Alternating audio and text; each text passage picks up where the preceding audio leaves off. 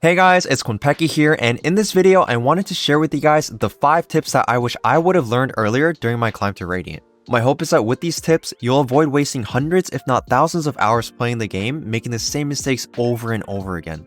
So starting off with the first tip, entry pathing.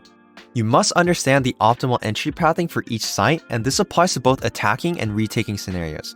The reason why so many people panic when they're entering a site is because their terrible positioning makes them worry about getting shot from multiple angles. Ideally, in both attacking and retaking scenarios, you want to converge onto the site in multiple directions with your team so that you're covering each other's angles to trap and pinch the defenders on the site.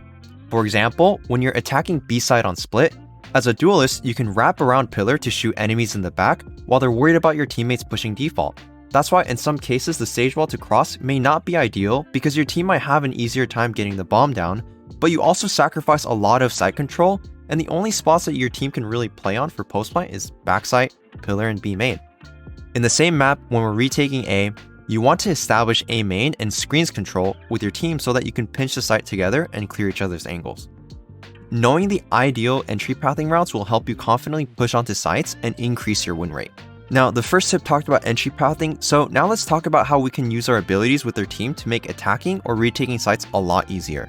Your goal as a player should always be to maximize the value that you gain from your utility, but you can exponentially increase the value and impact of your utility by combining it with your teammates' abilities. Man, oh my god! So, for example, shooting a dart that lands too early on site is so easy to shoot, and even if you get scanned, if no enemies are pushing, you can easily reposition yourself. However, if the dart lands at the same time that enemies are pushing out, you're getting sucked back sight, and you're trying to shoot out the Reyna blind, you're gonna get scanned or flashed, and you'll end up as a fish in a barrel.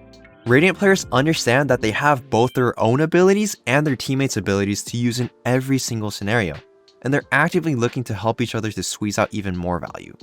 So, for example, your Sova can drone up short, and you can then use your Raze Boombot into U-Haul while your Jet dashes in there, so the enemy playing inside of U-Haul will be forced to take an unfavorable fight, or just back off.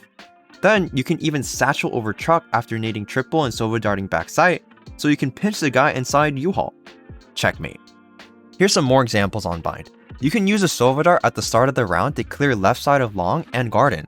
It clears the whole area, so your team doesn't have to use more utility to clear those parts of the map.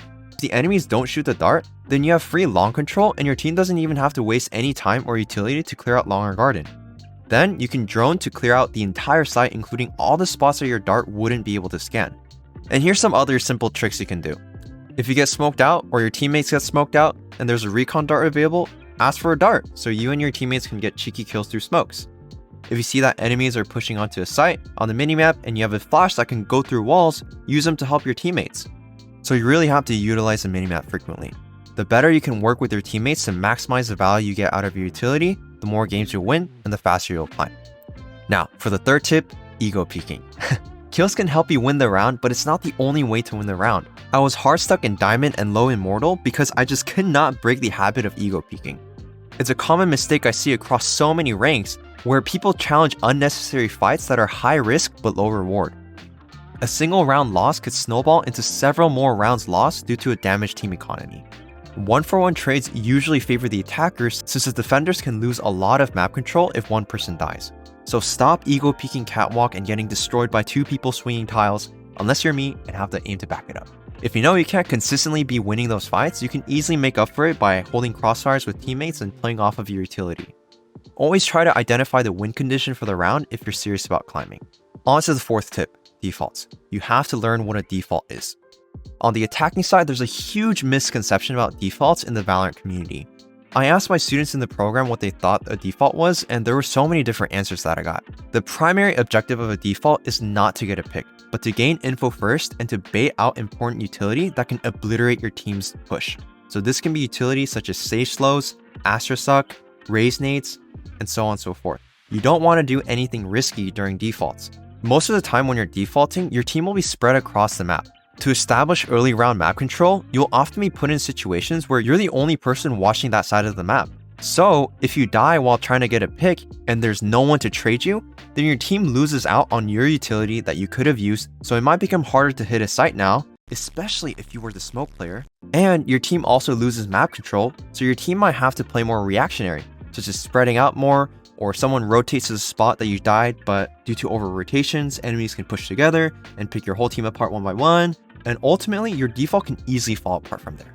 A successful default will allow your team to have the info to transition into a lurk push, a 4-man push, a split push, etc, etc. Now, this might be a bit controversial, but if you're serious about ranking up and maximizing your odds of winning each game, you need to dodge certain teams. You might have spent the last hour duking it out in overtime and you managed to win 16-14. You got plus 18 RR for the game because it was a close match. You think you're feeling it, so you queue up for the next game, and what do you know? You're playing on Breeze and no one picked Viper or any smoke agent at all. I think instant locking is fine when you're picking the agent that you know you can provide the most amount of value to your team. You shouldn't have to pick an agent that you're uncomfortable on. However, that doesn't mean your team doesn't need smokes if no one on your team can play smokes. If you don't have smokes and the enemy has a brain, you're gonna get opped every single freaking round and lose the game while you have people whining and mad at each other the entire game because nobody picked smokes. Now, would you rather lose 3 RR for dodging or lose 24 RR in a span of 20 minutes getting 13 0'd? Every single aspect of the game, from the moment you boot up Valorant and warm up, to agent select, to the pistol rounds, mid rounds, and even overtime rounds, they all matter and can make a difference in winning or losing the game. So, for the next few videos, I'll be doing a series on how you can effectively warm up, how to set yourself up for success in the agent selection screen, to winning pistol rounds, mid rounds, and even overtime rounds. So to stay up to date, make sure to subscribe. Also, I'm giving away a ton of free training drills and resources in my free Discord server, so come join for more Valorant tips. Or if you're over 18 and want to rank up 5 divisions within just 6 weeks, like our student Axis who went from Diamond 2 to Immortal 2 in just 4 weeks of coaching, send me a DM with the keyword IMPROVE in my Discord to learn more about my private coaching. Thanks for watching.